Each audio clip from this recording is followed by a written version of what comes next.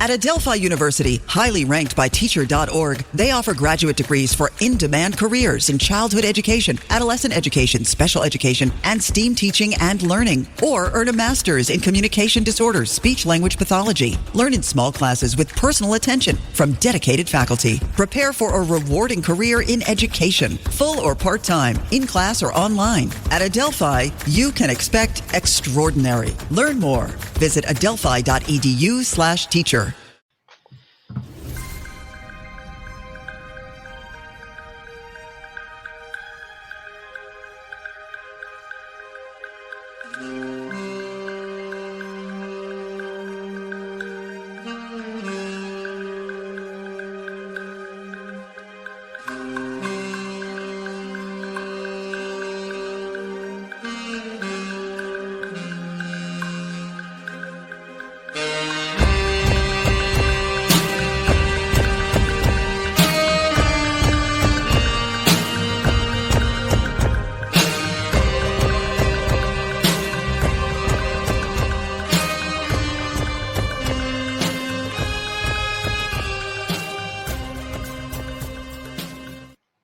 Hello, welcome to Pod Maverick After Dark.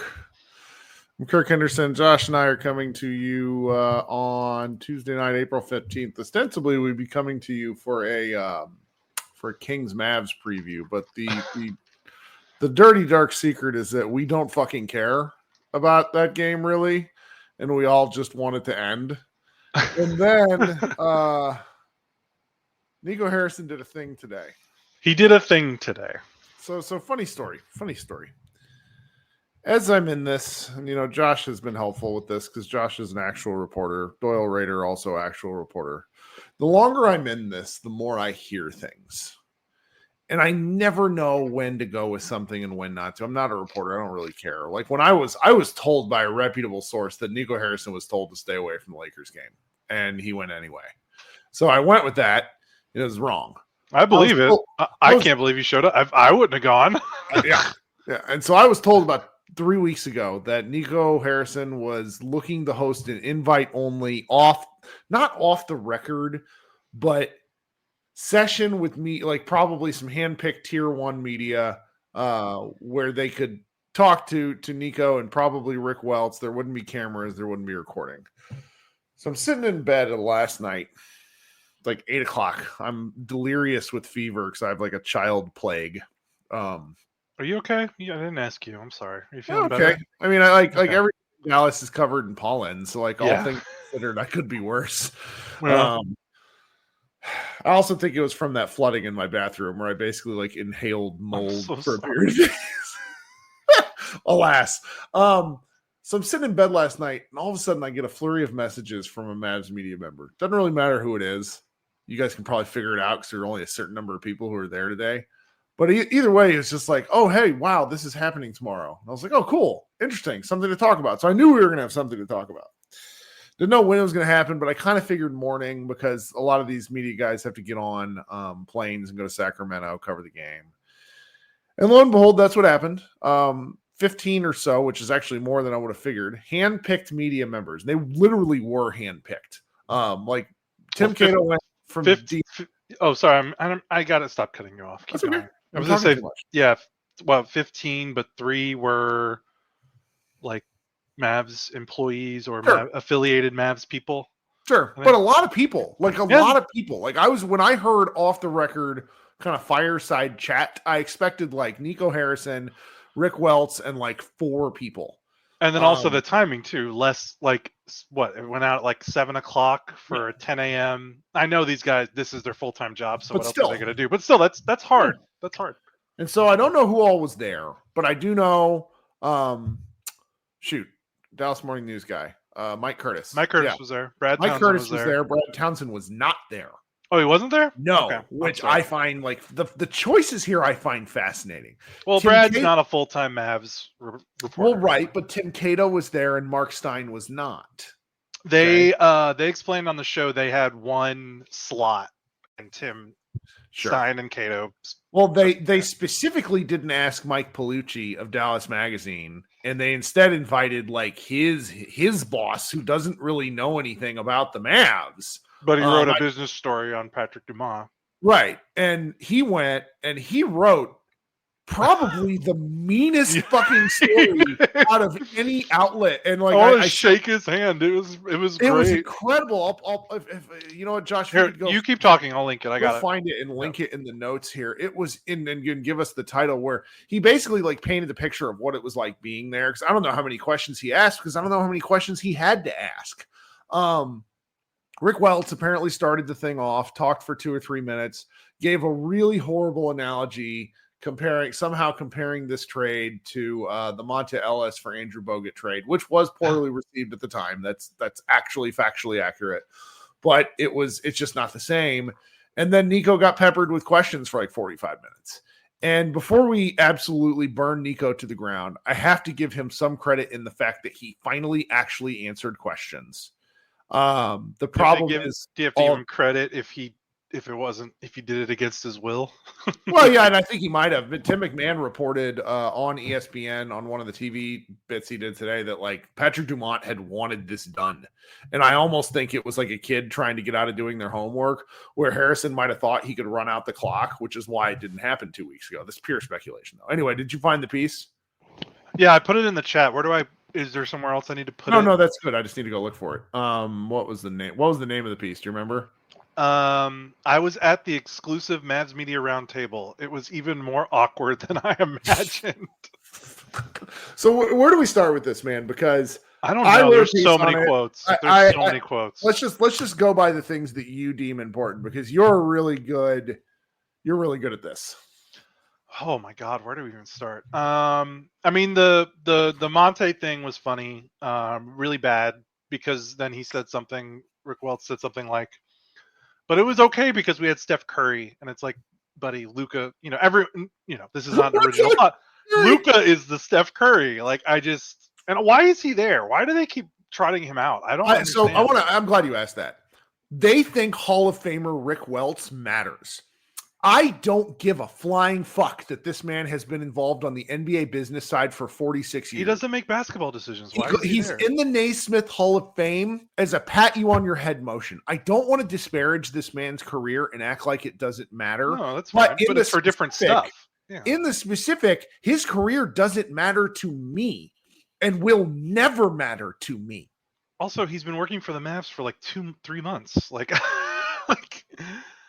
I don't know. Like he's not a key decision maker for any of this stuff. It felt mean to him. Like that's not his role. You know what I mean? This is a great point. The D Magazine story pointed out that like it was like a breakfast type thing with a sit down around a literal table, and no one touched their food or their drink the entire hour. Yeah, Cato made a joke. He was like hinting that like because someone was like, "Did you fear for your life?" And Cato was like, no. He was like, "No, but I also didn't eat the food they provided." I mean, that's what like Dalton kept making the joke that if I got invited, it was to assassinate me. Right. So that was bad. Like comparing it to that trade was bad. And also like not only is comparing Luka to Monte bad, I hope Anthony Davis doesn't get that quote passed to him because I don't think he'll appreciate being compared to Andrew fucking Bogut. How do you think AD will take that? Like Jesus. Top 75 player of all time, Anthony Davis is not. Say what you will, but I don't think he would appreciate being called Andrew Bogut. I know that's not what he was doing, but still. I think I'm trying. I don't know what quote to look at first, but I mean the big thing was I think the summary of it was they had and forgive me, I know Cato talked about this on his podcast, so this isn't really an original thought. But the summary was, they had 2 months to think of something to say since the presser before the Cleveland game, and they didn't say anything different. He reiterated basically the same talking points as before, but this time just got a little agitated because there were actually people there willing to push back at some of his comments, and obviously things have come out since then, and people have had time to digest it, so people have had time to offer a rebuttal. Mm-hmm. And it was pretty clear that, I don't want to say he wasn't prepared, but Nico was very much not in the mood for telling the truth today. And I think it's because he's caught in this hard place in his brain. Ooh, where you don't think he was telling the truth? That's interesting. Well, I think he's telling the truth about the defense, but I don't think he can say with his chest why they traded Luka, because it would just make things worse. Oh, yeah, because apparently the Luka volume was turned way down today. Like, there was very little Luka talk specifically, to the point to where it seemed like he was almost going out of his way to be like, yeah, Luka's great. Yeah, but like, he kept saying defense wins championships, and everyone was like, why is this guy literally repeating the same line 7 times every question? And because, and I think it's because, I know you've got an opinion, but I think it's because he can't say what he wants to say, because it would make things 1,000 times worse. What he wants to say, or what the reason is he thinks Luka is a fat slob that will break down in 5 years. He cannot say that that's what he thinks. That's what he thinks. Yeah. He can't say that, and then he can't say, we were not going to offer him the Supermax this summer, and I did not want to deal with him potentially asking for a trade. That's the place to start. Do you have Tim McMahon stuff on hand? I think, yeah. It's in ESPN, so I'll just talk for a second. Is this the part where it was the most contentious? This was probably the most contentious part of the thing. And so let's be clear here. I'm tired of this, so I'm just going to go for it. I'm going to go for it again. I'm tired of people that don't understand what the role of a media person should be. And I've said this before, and I'm going to say it again. And I'm a fan. Josh is more media. That's why we work together, okay? Tim McMahon's job as a media member is to press and to ask questions and to report what happens. He reported that the Mavericks thought Luka was fat for years. And all people did was question his integrity, and I'm sick of that shit. So all McMahon did today was get extraordinarily feisty in front of in front of Harrison. And I'll let Josh kick it off. Yeah. So he said, Nico stood firm on his. So now I'm quoting from the D Magazine piece. I'm so sorry. We got to tell the writer's name. Ben Swanger. Yeah, Ben Swanger. That's right. Sorry. Okay. Ben. This is Ben's piece. I'm quoting Ben's piece. It didn't. Harrison stood firm on his Anthony Davis fixation. Quote, Nico. This is Nico. We wanted a two-way player. When we had that opportunity, we struck. He defended his decision to not shop the deal for a better offer. Quote, Nico, we're talking about a player in Luka who this summer would have had a decision to make whether he signs the Supermax contract or he waits. And then Tim McMahon pushes on that, saying, no, Luka pretty much, he said it on the record, like he would... He said the first day of his Lakers press conference that he would have signed the Supermax. And when Tim McMahon said that to him, Harrison said, "We can agree to disagree." Oh, I think there's a line in there that got left out. Because let me see if I can go find it. It was the Dallas Magazine. I'm sorry, the DLLS guys actually kind of went back and forth this day. Let me see if I actually quote. Oh, where he said like Luka was crying on the bench. Like Luka was crying. He was never going to leave, and he basically said, "We'll agree to disagree." Right. Yeah. Oh, sorry. Go ahead. I mean, what do you do with this? I mean, that's Nico. He can't say it because it's not. Obviously, Luka would have signed it. He wasn't going to offer the contract to Luka, but he doesn't want to say that because that makes him look like a bigger idiot, and he doesn't want to dig himself in a further grave. So he does he's doing these brain twists where he's like, I don't want to say the thing. I don't want to say the thing, but I have to say something. And that's what he gets turned around. He should say I mean, I don't know if he should say it, but he absolutely did not want to offer Luka the Supermax. I mean, if he traded him, he traded him. Of course he didn't want to offer him the Supermax. If he didn't like him enough that he wanted to trade him, he was never going to offer him the Supermax. And then he was scared that when he didn't offer him the Supermax this summer, Luka would have demanded a trade. It would have gotten out, and then either Nico loses his leverage with public sentiment, and then maybe Patrick Dumont is more aware of the situation before the trade happens and either maybe Dumont goes, oh, well, I'm picking Luka. I'm firing Nico. So this is all about Nico trying to control everything, which goes back to all the reporting from Tim McMahon and how Nico has ruled the Mavericks since he's become general manager. Nico wants to control everything. He's trying to control the narrative here. And he understands that if he says with his chest the truth about this, which is he thinks Luka is fat slob who will not hold up in 5 years, and we did not want to offer him the Supermax, which would have because he would have asked for a trade, and we didn't want to deal with it. That's the reason. But he can't say it because he knows if he says it, it's over for him. He'll get fired probably on the spot by Dumont, maybe. The fan base will revolt even harder than it is now, and so he has to talk in circles around the whole thing. It makes him sound like an idiot, but that's kind of that's the choice he's making.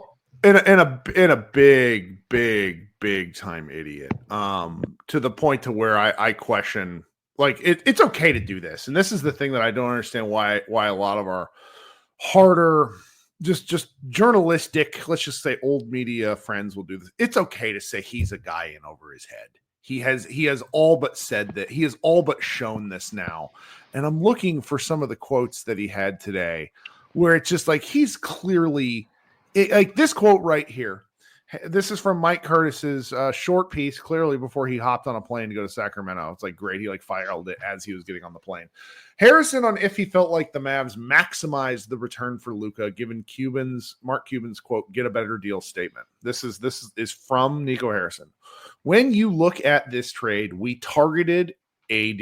With our philosophy of defense win championships, we wanted a two-way player to lead our team, and that was Anthony Davis.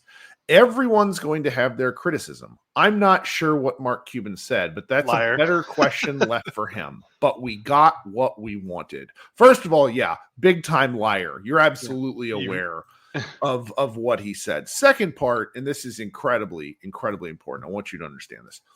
By saying you only wanted Anthony Davis and you didn't care, and I'm sorry, this is not subtext. This is not me reading into this and being unfair to him.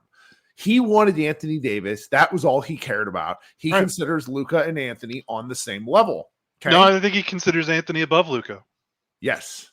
He does. And that is a disqualifying statement for an NBA general manager in the year 2025. Right. He, on that statement alone, deserves to lose his job and never work in basketball again.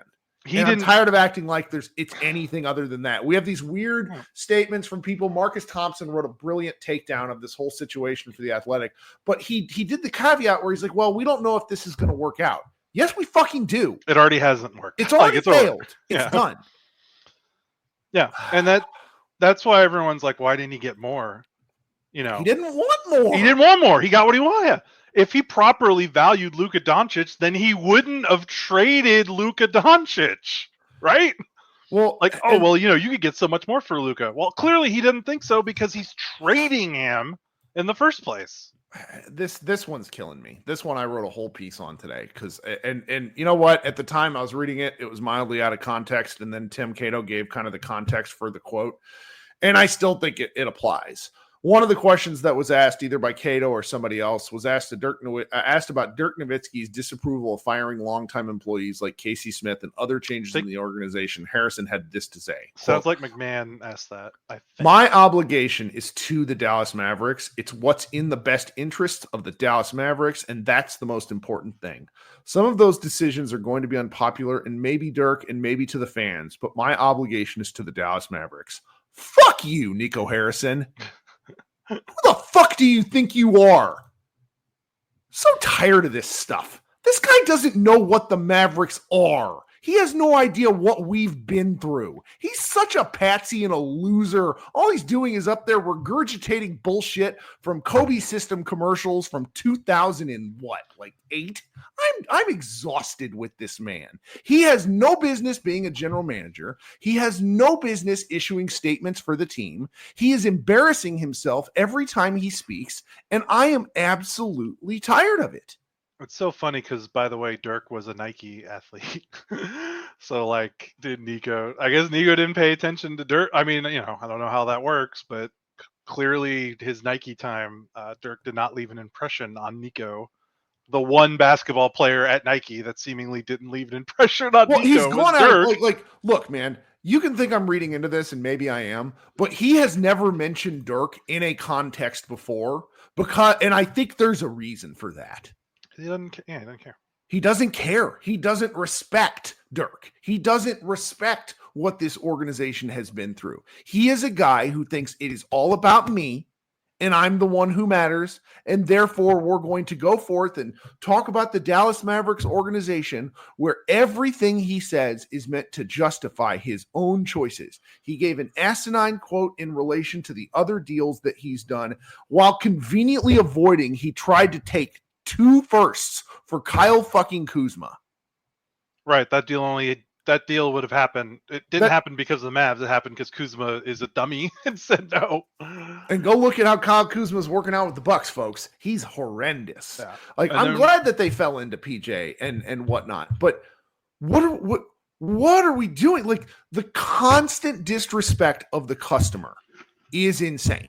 Like, Rick Welts babbled something about how they have 75 to 80% of their season ticket holders back. Tim McMahon disputes that. Yeah, what he said on the radio, he's like, I would love to look at the books on that. I'm tired of being lied to my face. And if they think this is going to work out in the long haul, this is why I'm calling for a complete teardown, because we are either dead later or we die and rebuild now. No, I understand. And I think another point we should bring up, this is again in the D Magazine piece. Apparently, this was also a pretty contentious part was McMahon. Harrison reached a breaking point sometime around the 48-minute mark when McMahon started to press about why the organization parted ways with former medical staff members Casey Smith, Jeremy Holsopple, sorry if I messed that up, and Casey Spangler. Smith, in particular, is regarded as one of the league's best in his role. By the way, he is now the head. It's not regarded. He is the best. Yeah, there's data. He was head of training. He was a head of medicine or training, sports medicine for Team USA. He is now like the director of sports medicine for the New York Knicks, who, by the way, despite the fact that Tom Thibodeau plays everyone on that team 45 minutes a night, have done okay with injuries. I know Brunson got hurt, but considering how much those guys play and they don't have a bench, pretty good little feather in Smith's cap about how well that team's held up compared to how much minutes they're playing. Harrison responded, I'm not going to sit here and go back and forth. You're coming at me from a negative standpoint, and I'm looking at it from a positive standpoint. The guys we brought in are better. Like, that is objectively false. They are 13-20 since the trade. He's saying the guys we brought in are better. He's saying the training staff is better than also objectively false. I'm sorry. They're not better. I don't want to disparage any person who's trying to do a good job at their work, but the data shows one thing, you say another. At a certain point, rubber meets the road here. Right. And there's a part of me that understands, like, there was nothing he could have said today that wouldn't have made people angry. The only thing he could have said today that wouldn't have made people angry was if he got up there and said, I'm sorry, made a mistake, I'm resigning, which obviously he wasn't going to do. I don't know, man. That day might be coming sooner than we think. No, I know. I don't know. The temperature only goes up. Shout out to Kevin Gray, who for some reason is watching Mavs content at 10 o'clock at night after he has made Mavs content all day at DLLS. They had a great show today, a great live show today. They're not allowed to curse on their shows, as they reminded me before I did that episode the other day. And I just want Kevin to know I could feel his fury. It was what this is for. Yeah. Did you see the Mark Cuban DM that got shared? Oh yeah, just typical Mark Cuban, just being pathetic. Yeah, like he's a fucking L7 weenie. Tired of him too. I agree. It wasn't my call, Mark Cuban. I'm an MFFL. I was pissed when we traded Jason Kidd in the 90s. Still an MFFL. Bit different. Should look at the record of the Mavericks when Jason Kidd was traded back in 1996. I won't spoiler it for you, but it was not close to making the NBA Finals, which is what the Mavericks did before they traded. I mean, look, Mark Cuban tweeted out something in response to Tim's piece today. And it's once again one of the wonderful things that Mark Cuban has always been consistent about. And this is why I don't understand why he has so many fans. And people love Mark Cuban. But I understand. People want to only hear the good stuff. We know. But what Mark Cuban also does is he lets you know it's your fucking fault. You, the fan. The fan is the problem for feeling a certain way. He has a big, lengthy tweet today about how we shouldn't boo, how we shouldn't cheer for the guys in the uniform. Of course I cheer for Laundry. We'd be one of these patsies who went and covered the Lakers if we were one of those people. Also, excuse me, has anyone booed the players since this has happened? No. Has anyone it's just constant, like and the again, crowd Kevin was going about, it's just gaslighting, like gaslighting from a former owner, gaslighting from a current general manager. The crowd has gone nuts. They went nuts when Davis played well against Houston. That's true. They went nuts when he made that game winner against Atlanta. They're cheering when the basketball is good. I'm sorry that they're not cheering when Luka is dropping 45 on you and you're getting drilled in the fourth quarter. Like, what are we supposed to cheer? Why are people supposed to cheer when they're losing? Mm-hmm. And then another thing is, like, he talks about, like, you know, and I heard this, you know, I don't want to name names, but I heard another similar talking point to the Cuban that was shared in our Slack. And it's like, you know, don't bring this negative energy on the players who didn't ask for this. And I get it. That sucks for the players. They didn't ask for it. They're in a crappy situation. I mean, I didn't ask for my favorite player to be traded and for my whole life. I mean, not to be exaggerative, but this has helped turn my, like, a part of my professional life upside fucking down. It reeks of, like, well, protest, but do it politely. Like, that's an oxymoron.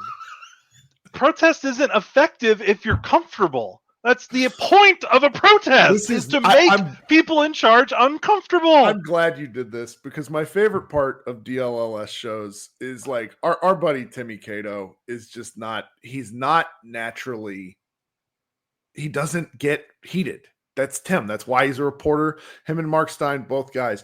But there have been instances the past several shows where Tim's basic level of it's like they're insulting his intelligence. Yes. And it should make every one of you mad. They think you're stupid. The Mavericks think you're stupid, and they think you're going to eat the shit that they shovel and go back to the box office and watch another game. And the thing about this is, and I'm pretty sure of this, fans have too many options now. Whether we're stupid or not is beyond the point. People aren't going to go, you know, just pay attention to who sponsors what next year, guys. It's not going to be the same people. Yeah. People are mad, and money talks and money walks. They have fucked this. And the only way they can figure out a way to head back to zero is to fire Nico Harrison, or he walks away, fire Jason Kidd. Patrick Dumont issues a huge mea culpa and says, look, I was misled. I trusted the people I empowered, and I'm sorry. Because honestly, that's what happened. Everybody thinks that Dumont wanted to move. Like, I'm sorry, the Adelsons are some of the richest people in the multiverse. They don't care about Luka Doncic's Supermax. They wipe their ass with that contract. Because here's the thing.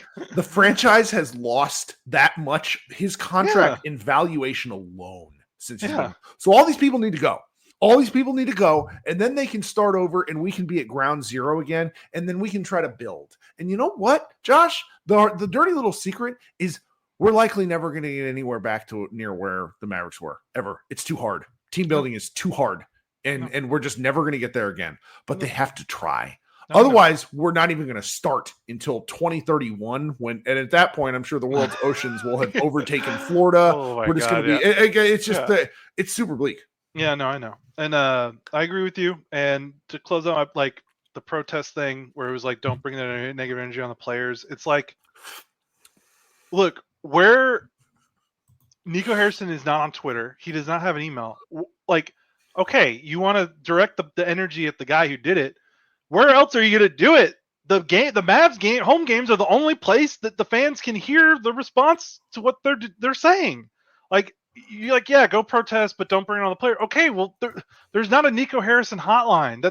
He's not a congressman where you can leave a voicemail on his secretary's answering machine. Like, there's no way to get a hold of him. So, like, this idea, don't bring the negative energy on the players. You know, cheer for the players. The fans have been cheering for the players every single game. The games have been way more like fan positive than I think I even anticipated. Like, for the most part, when good stuff happens during the games for the Mavs, the fans are cheering.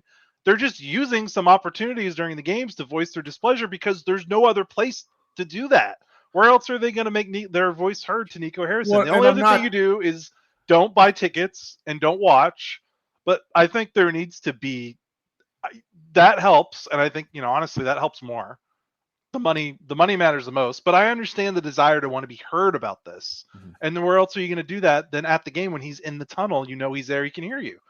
It's not like you could call him. You can't email. He's not Cuban. That's the one thing Cuban, like you could email a forward-facing person. Yeah, when Cuban fucked up, you could email Mark Cuban and be like, "What the fuck, dude?" And he'd be like, he might he'd respond now. He can't help himself. But yeah, there's a couple of points that I want to respond to you there that I think are important. And look, I don't want to. We've been very good for like 2 years about not getting into any other spats with Mavs adjacent media. I was so excited to see another media person get in a fight with Mavs person, and it wasn't us. It wasn't us. It wasn't us being dicks. But I got to bring this up today. Okay. On the Take That With You podcast, which is Brian Damaris. God damn it, Kirk. I'm sorry, I can't help myself. Okay. Brian Damaris and Mark Followell, and then today they were joined by Ben and Sken. Ben and Sken are doing their own thing now. Ben and Sken, we've had our ups and downs. Sken once referred to me as a guy from Virginia about why I have influenced the Mavs community. That was really fun. But more or less, we all try to be friendly. But today on a podcast, which was clearly not recorded today, Sken accidentally went down that road where he was trying to basically police fandom. And these guys that are actual employees for the Mavericks, I have an unbelievable amount of sympathy for. I do. I can't imagine being put in the position to have to defend the idiocy of this trade and also defend the players who are on the court. Yeah, and Mark Followell looked like his dog got shot. It sucks, man. To start that Cleveland game, like you could tell he cared. Like he cared. So I just want to point that out, and it's funny why I started like I was going to say something rude. I'm not saying anything rude. I feel for these guys because we're all tasked with putting out information, content, thoughts, feelings. That's literally what makes us a little bit of side money. For them, it's more of a job. For us, it's more of a hobby, which is why I'm able to say things that they can't and curse like a sailor. But I just wanted to point out that like these guys have to say this stuff and they want to support the players. I promise I feel very strongly about the fact that none of these guys would defend Nico Harrison given the opportunity and no ability to record what you're saying.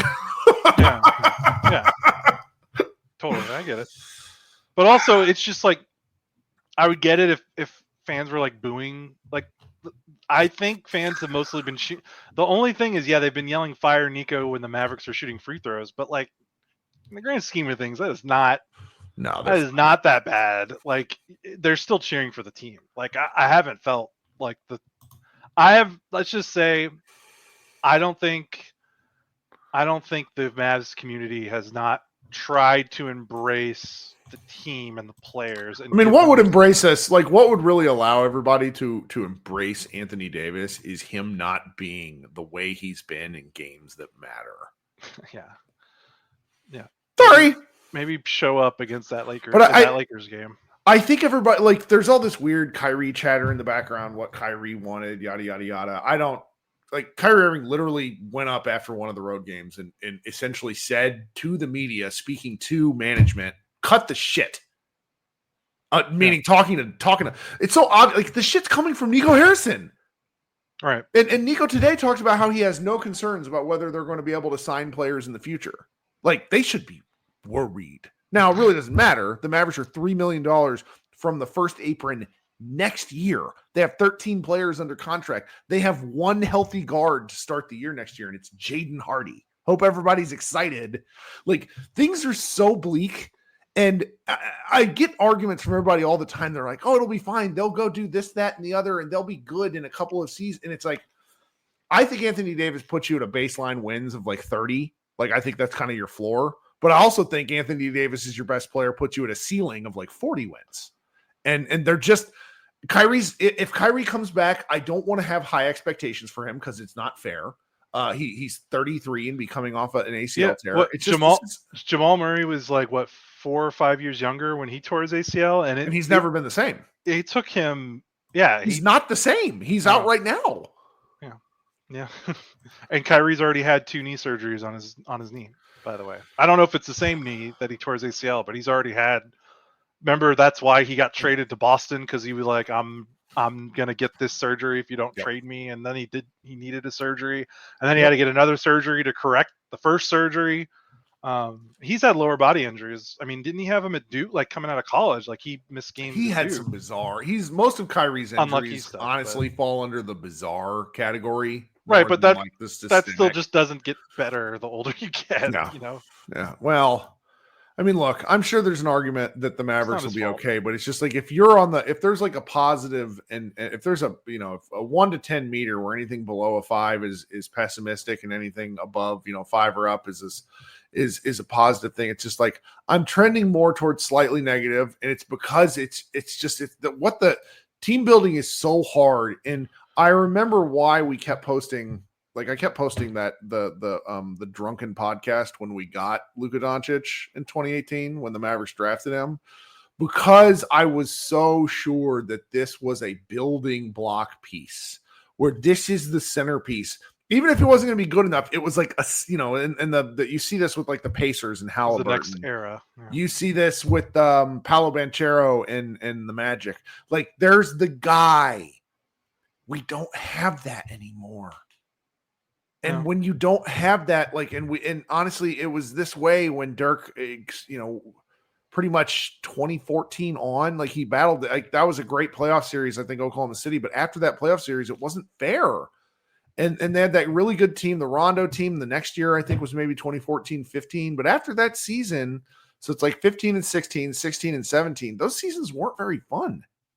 And it's just it makes me sad, guys. And I know. I mean, by their own account, they did the trade because they said they would make us a better championship contender this year, and now we have a 3-year window.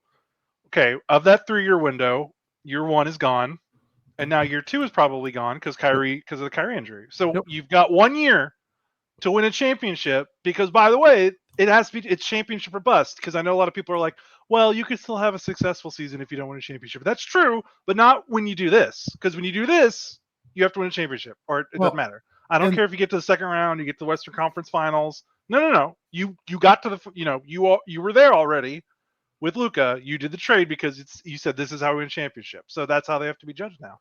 Well, and for the whole kind of it seems like the off the record notion from Harrison is that he thought Luka was going to break down within 5 years. Someone made a good point, said he thinks he's Sean Kemp or something, and that's like a great comparison in terms of his thinking. Like, okay, but tell me something. Stupid. Yeah. Is 5 years longer than 3 years? Right.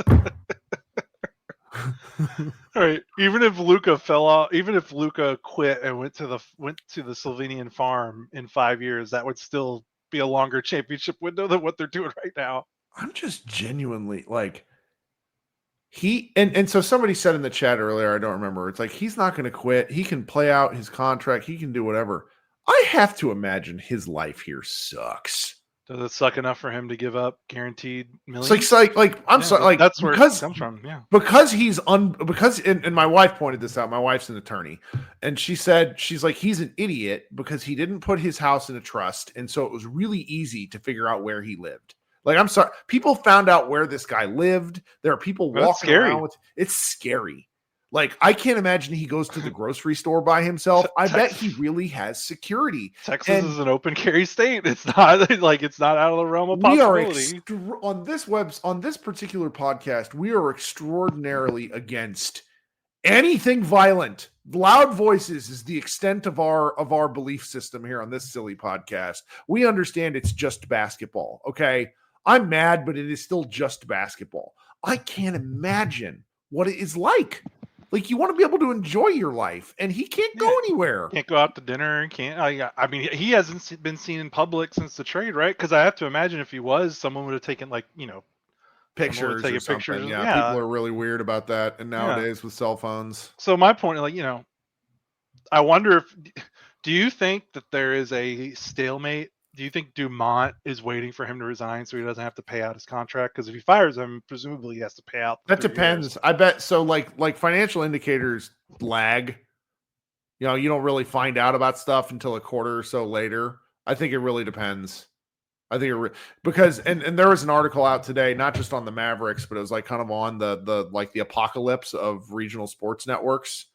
And like the money spigot for these teams, like the revenue sources that are additional to the TV money, is getting kind of bleak.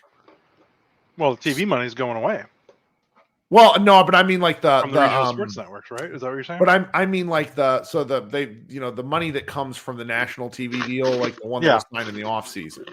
Yeah. The money outside of that is bleak. The big one that was signed by ABC and ESPN, and then Amazon and that sort of stuff. Like, so there are additional sources of revenues, like your local RSNs and that sort of thing, have become kind of apocalyptic. And then, if your season ticket holder money is going down, Mavs TV, people are asking for refunds and not signing up for that.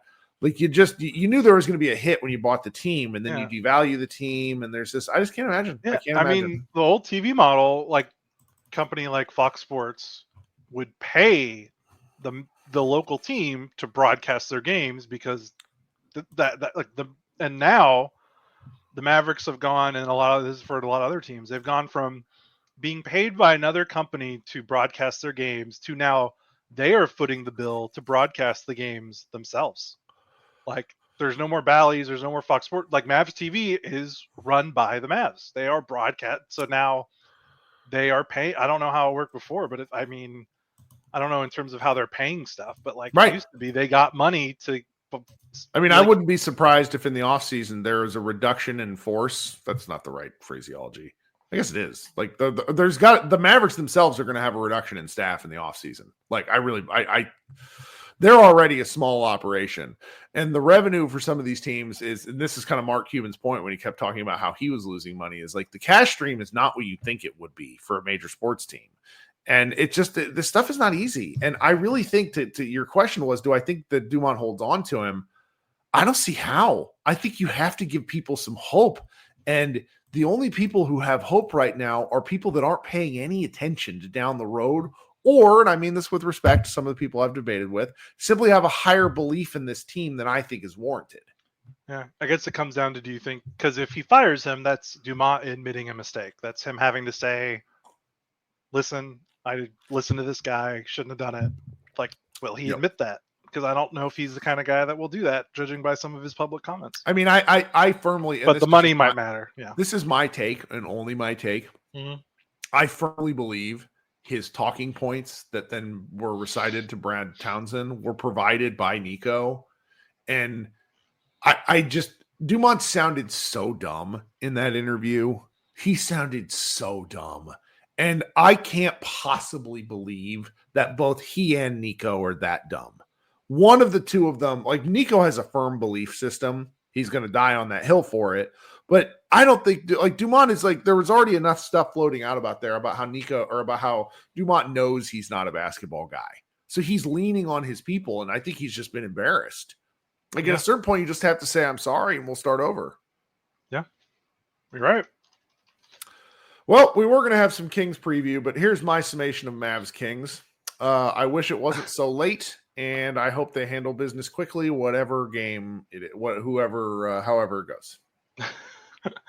And also, the timing. I know that's been repeated before, but like the fact that this is what we're talking about before the game is crazy. Also, like if this is what they were going to say, like it's also like who's doing PR for this team? Like I don't get it. They must not have a crisis PR firm. Like you could have done this. You could have done this exact same thing where you controlled everything. It was invite only, no cameras. You could have done this like on February 12th after AD got his diagnosis that he was out for a month, and obviously things were going to look bad, and just got it out of the way. Like it'd be one thing if they waited this long to like try to like I don't know. Offer some mea culpa, like, but they didn't. They just stood. So like, it's like, why did you wait a month to just say the same things that you said before? Like that, like just thinking of it from a PR perspective, it's just really dumb. Like you could have just done this 2 months ago. People would have got mad, but at least it wouldn't have been 24 hours before you play a do or die game that decides your season. Well, that's I only watched about 15 minutes of the DLLS pod, but a lot of people in the chat, and maybe if Kevin's still lurking, he can attest to this. But I saw Kevin get mad, and I saw Tim get mad. I did not see Stein get mad. And Stein is a consummate. Stein was mad. Stein is like he's a consummate professional. Okay, to the point to where it annoys me because I have asked him some questions off the record about some things, and he gives me he doesn't want it. He doesn't like. I think in my feeling from like talking to him is he is just loath to criticize. He doesn't want to criticize. He wants to report. And go ahead. I was gonna say he said on the podcast today that he didn't want to accept the invitation from the Mavs because he did not agree with how they were to a closed invite-only media session, because he was like, that's not right. That's not how you do things. Like, we shouldn't participate. He was like, we talked about like how I didn't want to participate in this because this is fucking awesome. It needs to be an open media environment. Let everybody in. So yeah. All right, rewind and delete and ignore all my other stuff. That's rad. Yeah, that's some rad stuff. I think that's kind of why maybe Cato went. I don't think Stein necessarily wanted to be a part of the conditions the Mavericks placed upon being able to get interview access. What a bizarre 75 days. Yes. We can't. They play a game tomorrow. An important game. We don't care. And nobody. And Paige. What? How do you say her last name? Paige Beckers or Paige Beckers. I don't want to butcher her last name. But I always the most exciting. Like probably I know her name, but I always say Buchers for some reason. So do I. Like my brain processes it that way. But the other, like the second most exciting Dallas basketball like adjacent thing to happen in the last 10 years. Like seriously, like they just completely blacked that out. Yeah. Like if I was the Wings, I would be like, fuck these guys. For real. I know it's a different sport. And there's a lot of people who don't care, but like I'll tell you, there are a lot of people who do care. Like I looked at the tickets for the American Airlines Center game for Wings and Caitlin Clark's Fever. It's gonna be rad. There are not a lot of seats left, and the ones that are left are pricey. And I don't think they'd be that pricey if there are a lot of seats left. And the basketball, it's like look. I was a practice player for a women's team.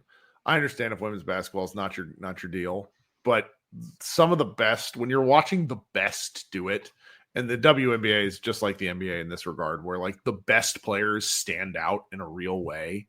It's gnarly and it's fun, and we'll be covering it as we can. It's also and the one thing, if you're mad about like the NBA in terms of like watching games that you feel like don't matter in terms of like the competitiveness, because it's like a random game in March and people are sitting out and they're kind of sleepwalking through the game because there's too many games and guys are tired and there's injuries. You should watch a WNBA game because there's not a lot of them in their season. So all of those games in that season, Matt, like those players play pretty hard. I'm not saying NBA players don't play hard. It's just the nature. If there's less of something, you got to, all these games matter so much more because losing one game can throw off your entire playoff standing. Where in the NBA, you've got 82 of them. So if you lose, it's like, well, we can make it up, in 2 days. But so you see a lot of intensity in the WNBA for sure. Well, we're all the way down this road. Josh and I always talk more than we mean to. It's so funny, guys. We agreed to a new contract with the podcast place, and we're like, every episode's going to have to be 20 minutes. And we're like, we can do that. We always intend to do 15, and we do 30. Yeah, no. Oh, goodness. All right, so we'll be back tomorrow night with a post-game recap. We'll figure out our off-season stuff coming up. I don't know. The off-season stuff I've not really been not looking forward to it. Not because I don't want to talk to you guys, just because it's so much more fun to do, just to talk about games. Shout out to the 3 people who sent us super chats. J.R. Erickson says, would the Lakers winning the championship this year with Luka as the MVP be enough to push Nico out over the summer? I really think if it gets to that point, yes. I do. I really do. Like I like the noise is going to be so loud. I can't help but think that's the case. Great question, Jared Erickson. Luka fan 77. Did you guys see how mad Stein was today? Most upset I've ever seen him. Man, if Luka goes on a run, this is going to be much worse insanity. Absolutely right. And last but not least, MX Rare says, does Kid have resentment? Is that why he thinks the Luka trade is no big deal? Kid is a sociopath. He is it is what makes him successful. It is also what makes me really wish he wasn't the Dallas Mavericks head coach. I don't want to say anything too insane, but he is nuts. Like, he understands baseball. One of his children is a high-level prospect for college baseball. Like, he's awesome. I watched the kid hit a triple the other day. Oh goodness. Yep. All right. Kirk and Josh talking too much as usual. Thanks so much for hanging out at Pod Maverick. We will be back tomorrow night. Everybody be good and go Mavs.